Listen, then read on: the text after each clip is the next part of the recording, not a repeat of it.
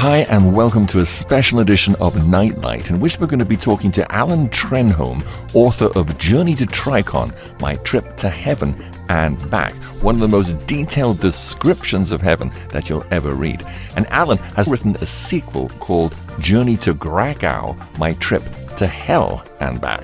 Well, there's been a number of best-selling books by people who the Lord has blessed with life-after-death experiences. But Allan is the only person I know who's made a trip to both heaven and hell. We have a guest tonight on Nightlight. Allan, thanks so much for being with us on Nightlight and talking to us over Skype. Maybe you could briefly introduce yourself. Well, I come from a farm background in Alberta, Canada. My parents were quite poor and they were quite old when I was born. My mother was a dedicated Catholic.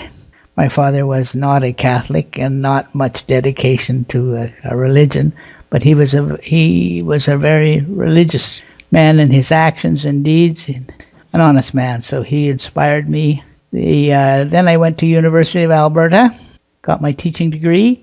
I taught for a few years in Alberta, and then I became a missionary. I'm married, had children, preached the gospel, and traveled the world for the next 35 years or so.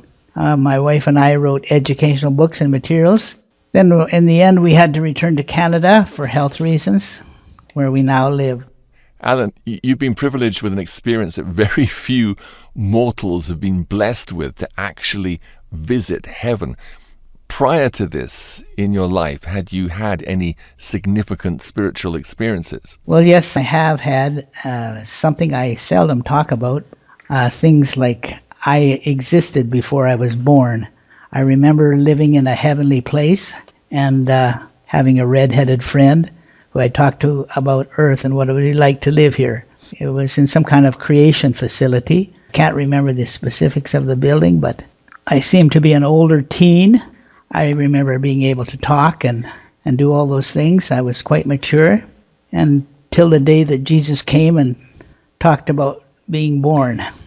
And I remember being very emphatic with him that I wanted to be born right now. I was so insistent because I knew that it was the most exciting time in history. How my parents were chosen, I don't know. But I guess all those things are left to his wisdom and knowledge. So, Allan, these are memories that you have of a previous spiritual existence in heaven. Previous existence, yes. And I only have little images of things left, but thank the Lord, my stroke didn't take it all. Then the next experience that I had, I was about 4 years old. My parents were working in the grain field, and I was playing in the field beside. And I heard a musical note behind me and turned to see, and there was a beautiful, magnificent angel standing there, bright and shining, almost, wow, with an almost amazing light. He was not of this world, but of another world that I couldn't see. And he stood off the ground on a little cloud. He was about, I guess 8 or 9 feet tall, and his wings went up further, His clothing shone with heavenly light, and I remember staring at the sash cord around his waist. It was just so pretty. Wow. He turned to me and spoke to my mind. And I remember being so awestruck by his appearance and the light that he had. He said that it wasn't his light, that he got this light from being in the presence of God. Wow. I was on my knees by this time and I couldn't breathe, but I was trying to touch the little cloud that he was on because it also shone. And he said I couldn't touch it, it would kill me. But I didn't care. I was determined I was going to go. If that's the way I was going to go, I wanted to go anyway. He seemed to have a purpose in appearing to me that day.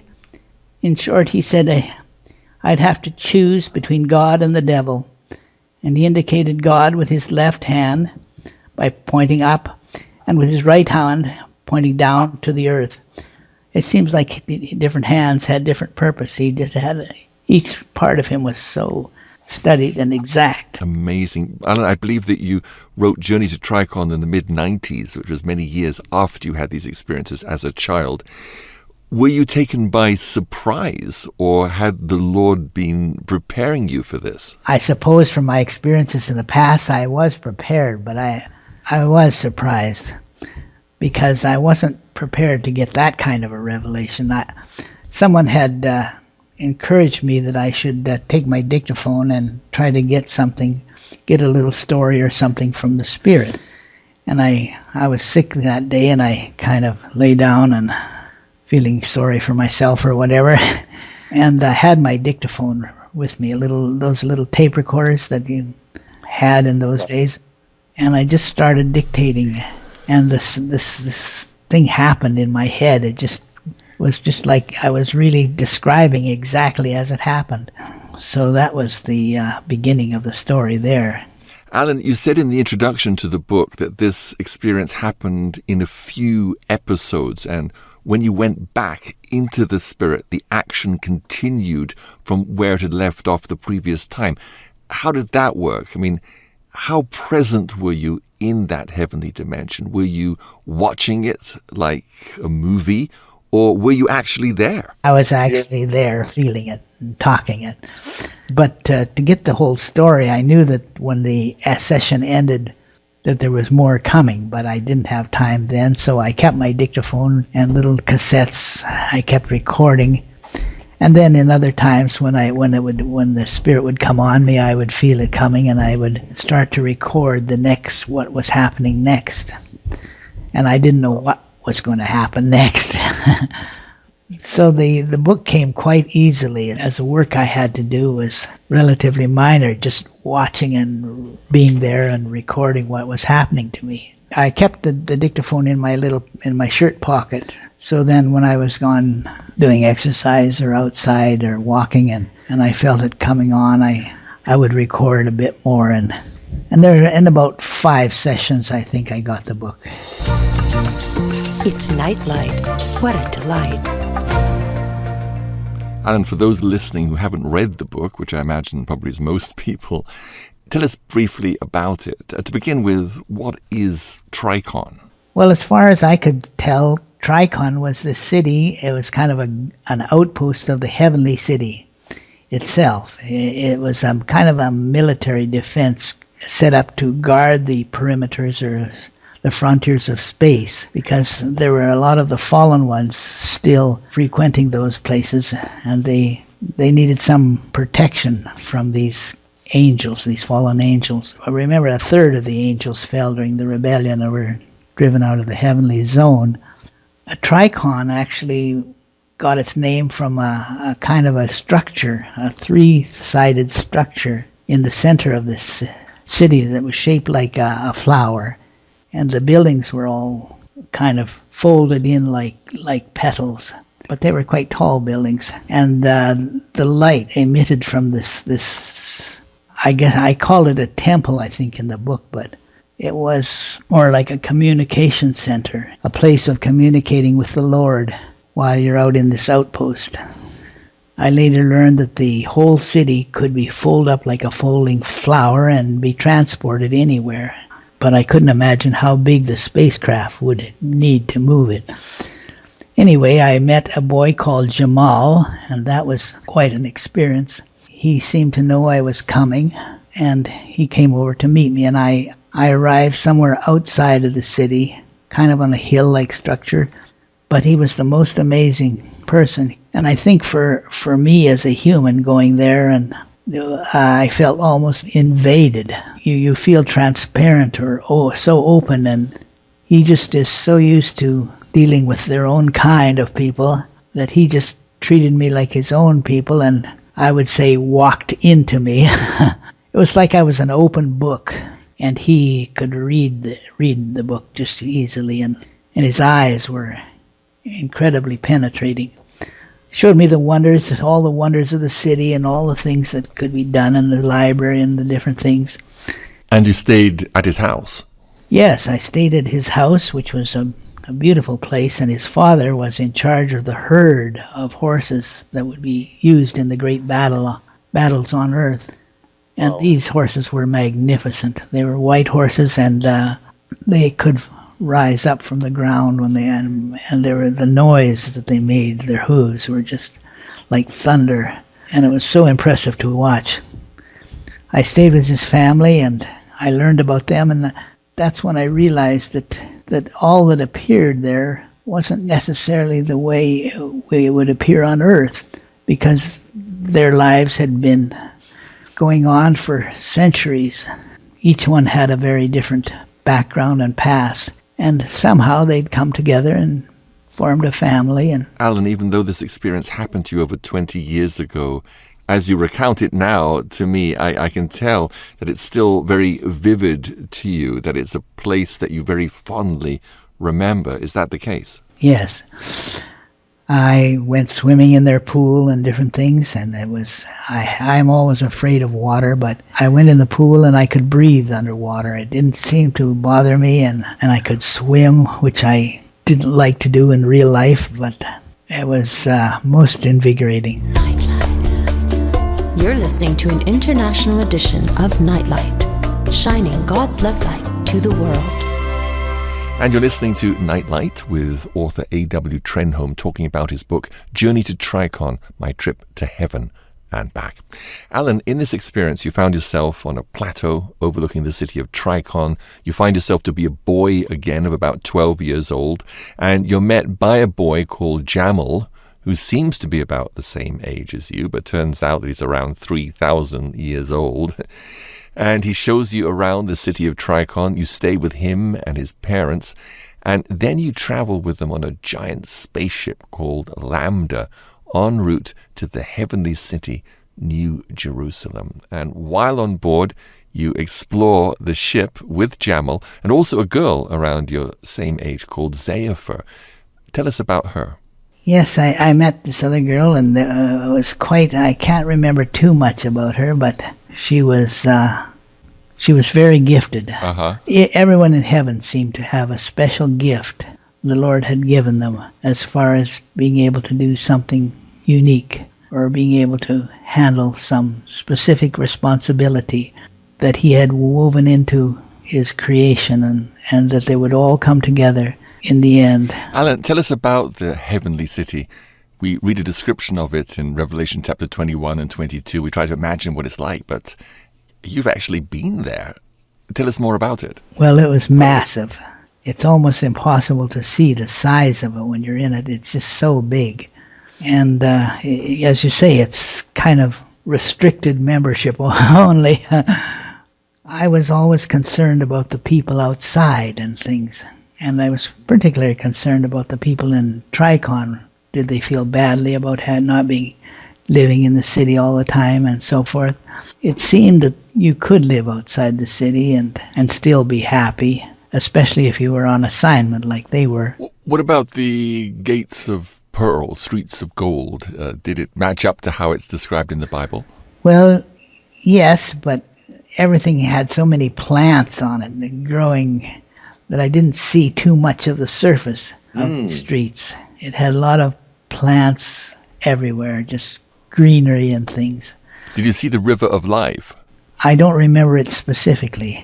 Allan, the book ends with you attending the festival of the Prince of Peace in the heavenly city. And again, you've been blessed with an experience which very few people have ever had, to actually see Jesus in heaven. How would you describe him? Well, he was just an ordinary man, handsome enough, but he had a beard and kept it quite trim. And I guess they don't have to trim it. They just decide what it's going to be. And he's so simple. He's just like talking with a friend. He's just very close, and you feel totally relaxed. His love and understanding is so deep that it's so deep you just can't. You get lost in his eyes and his voice. He's hard to describe without getting teary-eyed. Allan, what would you say to those who would discount your story as a figment of your imagination or the wishful thinking of a very creative writer? Well, all I could say is, if that's imagination, then turn it on, man. Because there is nothing else I'd rather be in life than to love him and be in his presence. When you're in his presence, you just feel so complete, so fulfilled. Allan, as you look back on this experience many years later, what are the most vivid memories that remain with you of the experience? Well, I think was the first experience I had when I saw Jamal. I was so shocked, because on Earth we usually have we live in these little cocoons, in our mind, and there's a personal barrier and a distance between us and others. Mm-hmm. And there's always this thing in earth. But there is no inner self there. You're just kind of open and on the table. So that was the most shocking thing, to meet him. Like you say, he just walked up and walked in like I was transparent or something. Wow. So I suppose everything is extremely open. There's nothing hidden going on in your mind. And if it's going on in your mind, your emotions are kind of on the outside and others can see it. So when you feel strongly for someone, they also feel it right away. I would say that when you're with other people, your inner self is as present as you are. Your life's an open book. Yeah. It's a little scary at first because we are used to having a little more privacy than that. But you get used to it very quickly, and it's very relaxing because you know the people you meet, you already kind of know them just from meeting them. It makes it very easy to be around them, and if you have things you want to apologize or say, it's easy to do because they see that you mean it, and they understand your emotions and how you feel about it. And them. It would be nice to be able to be like that sometimes here on earth, so open and honest. The light is always on with Nightlight. Allan, are there any other details or incidents that were not included in the book that you later thought, oh, I wish I'd included that? I suppose I could have said more about, I could have explored more this feeling of being out of your physical body. I hadn't realized that the earth has such a drag on us that we're carrying this weight around. The first thing you feel is a lot lighter. You almost feel like you can float at times. And you can actually float at times. Wow. You feel more in control because you feel that the things you think can become real. If things are going too fast, you can slow them down. If things are going too slow, you can speed them up. Wow. You have a lot more control over everything. I was surprised at how much personal control or a kind of individual initiative everyone could show and still fulfill the will of God in the end. You know, if God tells us what he's going to do and writes it down, and then somehow we see him perform it. But I think sometimes we don't realize that it isn't a one-man show. He doesn't just stand up there and do it. He performs it through us, or he sends his angel Michael to fight the wars and different things. These different people contribute what they have, the abilities they have. Mm-hmm. He seems to let it all be according to our will, and our will is in line with his will. His kingdom come, thy will be done. Wow. I think the transparency of everybody up there was most shocking to me. There wasn't too much hid from me. I felt that there were a few things that they had to tone down or modify in their behavior or what they said or what they revealed to me, because I just couldn't take it. It would have been too shocking, or different things. I think for me, I'm a very emotional person. I like the experience of emotions and how I felt free at last. It's hard to realize how much the weight of this world is on us. I sometimes don't see how people can go through their lives day after day with carrying the things they do and challenges, meeting the challenges that somehow he provided for them. Allan, how did this experience change you personally? You hear about people who've had a life after death experience and seen heaven and come back, and it's changed them profoundly. Of course, you were already a Christian beforehand, but personally, how did this experience change you? Well, I think you say I was already a Christian. I think one of the things that have kind of left me puzzled and questions, most of the people in heaven were never Christians. Like Jamal was never a Christian, and his parents weren't Christian, that they came to love the Lord. And I was amazed that many of the people in heaven were not quote-unquote Christians, but people who learned to love the Lord and his ways in their life and followed him. So that was an amazing thing. I think it made me more tolerant of people. a little more expanded in my vision for who is going to make it. The New Jerusalem is a special blessing for people who love Jesus and receive him, that it isn't the only heaven, that heaven is a very big place. So Tricon was just one of many smaller heavenly cities that exist outside the main city, New Jerusalem. Tricon was a city on the fringe of the frontiers, and I could look over the plains and when I was of space, and I could just see all the stars and things like a great. All of that space, I realized, would one day be ours to explore, and we had the space equipment to do it. Nightlight, keeping you in tune with the times. Allan, just to get back to the question I asked earlier, this experience must have had a profound effect on you. In what ways did it change you personally? I think the priorities in my life changed somewhat, because so many things I thought were so important, like money and position and things, they were more transient and temporary and not really the things to put such a value on. Allan, you talk about the different dimensions in your book. Can you tell us about these dimensions? Well, I must have realized there were different dimensions in order for these people to appear in as, say, a little boy of 10 years old when he was really hundreds of years old, if you could measure them in earth years. But going into the spirit required, let's say, an imagination. In the spirit, you had to have an imagination. You had to be able to visualize. You had to be able to think of the condition or place you wanted to be. And then you could be there. And it seemed to be operated by the things that were in your mind, if I call it that. The power of your mind would take you to different dimensions. So you could travel with the speed of thought between one dimension and another? Yes. What was nice was that they were all interconnected. They all had rules about how they were ordered and things. Beings could move from dimension to dimension. I am sure I only saw the first dimension. It wasn't that I traveled into different dimensions and lived there and seeing them.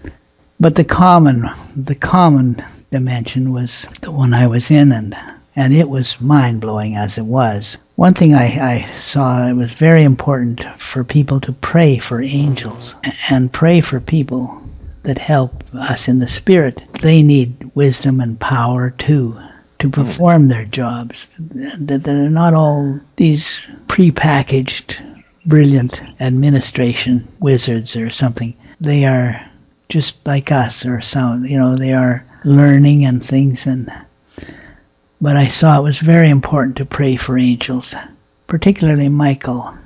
I felt a great burden to pray for him because he has a great amount of importance in leading the battle against Satan and getting the other angels to behind him and to fulfill the will of our Father. That he would need strength and power is evident in, like, when Gabriel, went to deliver Daniel the message. He had to fight with the spirit of Persia, and it was difficult. It took him 15 days or something, like 21 days or something, to overcome, and Michael had to come and help him. Now, God could have just said, oh, boom, given Daniel directly the message, but he sent angels to do this. He sends these weak creations of his to accomplish what his will, and that's amazing to me that he would work that way. Nightlight, keeping you in tune with the times. Allan, there's a lot in the book about the end time and the preparations that are being made for the Battle of Armageddon and what the devil and his fallen angels are up to. Anything you'd like to say about this dimension to the book? Well, it's so much by faith. Even in heaven, everyone has to have faith. Without faith, it's impossible to please God. So they all have to have faith. And when you've got a whole bunch of angels together and the devil is created with incredible powers and ability, and he knows all this thing, and he turns and goes the other way, then you see all of the angels getting tested, and everyone is tested by this. Because as on earth it is in heaven, sort of thing. So I saw that Satan, although he has incredible powers and abilities, and he holds a unique position and a role in the politics of heaven, he has a special relationship with God because he was special. And in a sense, he's fulfilling the purpose for which he was created, to give glory to God. And in the end, his purpose will have turned out to be that God the angels and everyone will see that God really was right and had it all figured out, and so forth. The preparations in heaven are all I saw that the library was, you could read and study all the things that you needed to study up on and experience battles and things. Well, almost like now where they have so many screens for their little computers, and my son has 3 screens. But going to that library was incredible, and seeing the history and the battle and the watching what was predicted. Even though it's done, it is done, but we still have to do it. But Satan only works with what he knows, and unfortunately he doesn't know everything. But the angels also don't know everything, and so they can be tempted. And some of them fell and become very bad eggs. Nightlight's interview of the week. Yes, and on this edition of Nightlight, I've been talking with Allan Trenholm, author of Journey to Tricon, My Trip to Heaven and Back, and also the sequel, Journey to Gragau, My Trip to Hell and Back. Allan, I've been planning to ask you about the sequel and your journey into hell and what you saw there, but I can see that we don't have time on this program, so let's save that for another show. Plus, I want to leave time to play an excerpt from Journey to Tricon, and I've chosen a segment from the last chapter of the book, after you've arrived at the heavenly city to attend the festival of the Prince, and are seated in a huge amphitheater awaiting for the appearance of Jesus. Jesus loves you. Then Jesus himself appeared and began to descend from above. Larger and larger he became.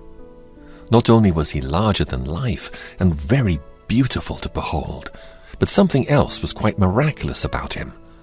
No matter from what level or angle you looked at him, he appeared to face just you and be looking only at you. Yet I knew at the same time he most certainly was greeting everyone else. What a great miracle of his love, that even here in so great a gathering he still remained so completely personal and intimate with each person, as though they were the only one he had come to see. Jesus was that personal, even here in heaven, even in a crowd. And crowds upon crowds of people were lining the great golden staircase and walkways on every level, all waving and cheering him while he blessed and kissed each one of countless millions as he passed by. With the miraculous power of sight we seem to have in this place, I thought I recognized some of those most blessed faces in those lofty places as he hugged and kissed them, while at the same moment I felt him hugging and kissing me. It's hard to explain, but somehow he spoke personally to each heart and each soul, and to all.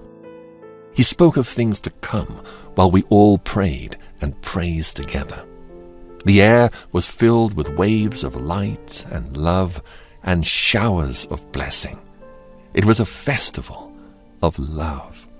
I couldn't imagine any greater festivity, yet I knew that soon an even greater day would come when the Lamb would take us all to be his bride, and we would celebrate a great victory over our enemies. That would be a festival of festivals, a feast of all feasts, a cup of eternal joy and pleasure poured upon his loved ones.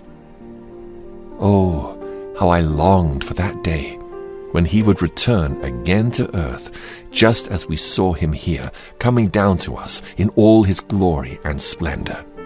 What a wonderful Savior! He descended in a very large form so everyone could see him clearly. And as I said, the miracle was that all could see him face on from any angle and communicate personally any moment they wanted to. The conic dome of this cathedral area of heaven, with all these millions of souls flying around, reminded me of a beehive. It was God's great heavenly beehive of happy souls in his service, feasting on the wonderful honey of his love. He raised his hands and blessed the great assemblies of heaven, a sea of joyful faces.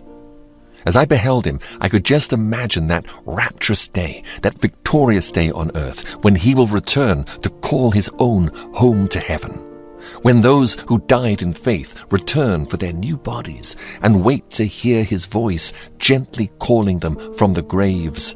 Come, children, the night is past.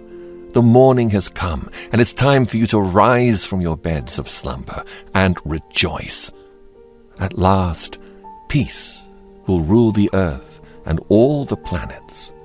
Creation will be at rest. Jesus slowly descended until he stood in the center of the great amphitheater. Our seats moved into a more upright position. He was still very large, what would be many stories high on earth, standing in the midst of us, yet still seeming to be there for each one of us personally, with arms outstretched. I looked into his eyes, and he spoke to my heart. You will now have to return to your life on earth, but I want you to know how much I love you, and I want you to be sure and remind all my children there how very, very much I love them. We will all be together soon. Be faithful to the end, and I will give you a crown of life. I began to float upward. I felt Zephyr squeeze my hand in a sweet parting goodbye. Jesus then humbled himself and took on a more normal proportion and sat down on a throne set for him. Things were beginning to fade a little. I heard a great sound of trumpets. The opening show was beginning. I could hear the thunder of horses' hooves. Suddenly, Jamal appeared in front of me. I wanted to see you before you left, he said, and hugged me closely. Thank you for everything, Jamal, I said, and please thank your dear mother and father for me. I can only hope for the day when I get to see you again. That day may come sooner than you think, Jamal said with a big grin. What, am I going to die soon? I asked. Not just yet, he replied. Not just yet. There was a fun twinkle in his eyes, as though he knew a secret he could not yet tell me. He seemed to be saying that there were many adventures still to unfold in the days ahead. I began to slip away. In the distance, I could see the great horses performing. They were racing around the ring in several great concentric circles that went in opposing directions. Then they began to rise into the air like intertwining curls of sweet incense. Up and up they rose toward the lofty throne room of God.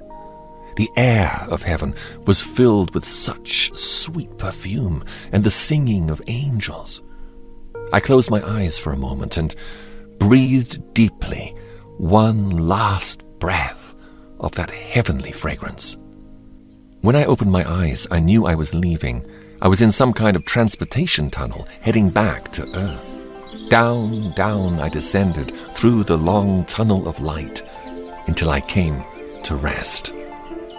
The wondrous light and joyous singing began to fade as the shadow and chill of the night air wrapped itself around me. I was back in my own body, in my own bed.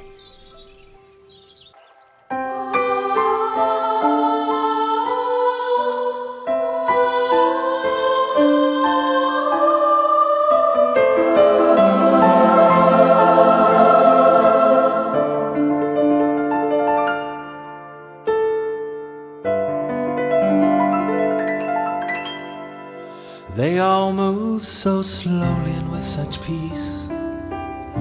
Like in a slow motion dance, they flow with ease, in harmony with the music of the stars. And they're so happy where they are. They float as they walk and glide around. Their feet seem to hardly touch the ground, all talking and laughing happily. Oh, what a lovely place to be. As earth recedes, heaven opens to a world waiting above. We let go of time, pain and sorrow, for this glorious kingdom of love. In the morning at dawn, I'll meet you over there. They're much better off than you and I, released from the troubles of this life,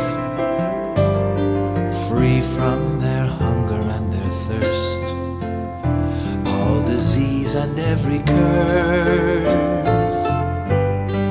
Dressed now in shimmering gowns of light, looking much like they did in prime of life, transporting to earth or anywhere.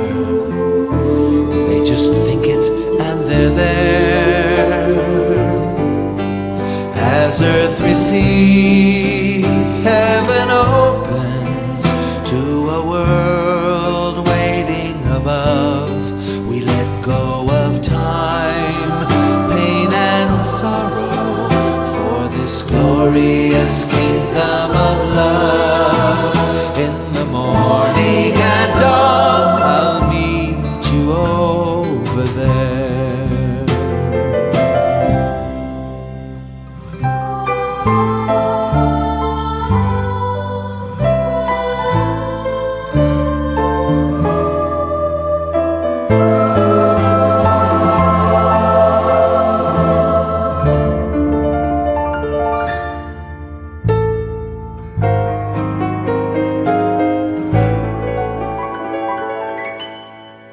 They watch from their vantage point up there,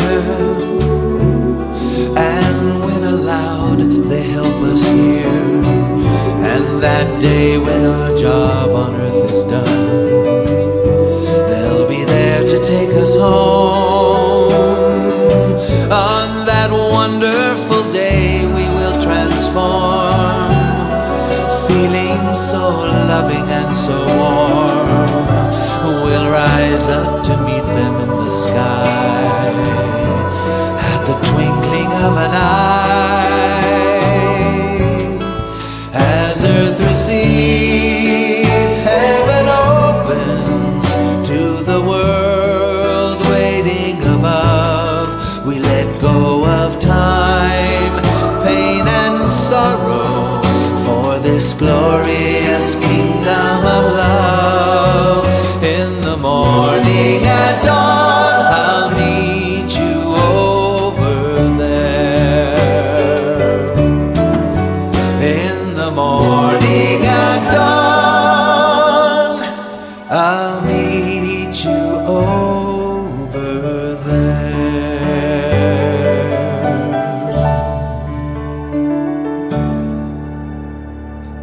And I couldn't resist ending this heavenly show with one of my all-time favorite heavenly songs. That's Jerry Palladino, I'll Meet You Over There.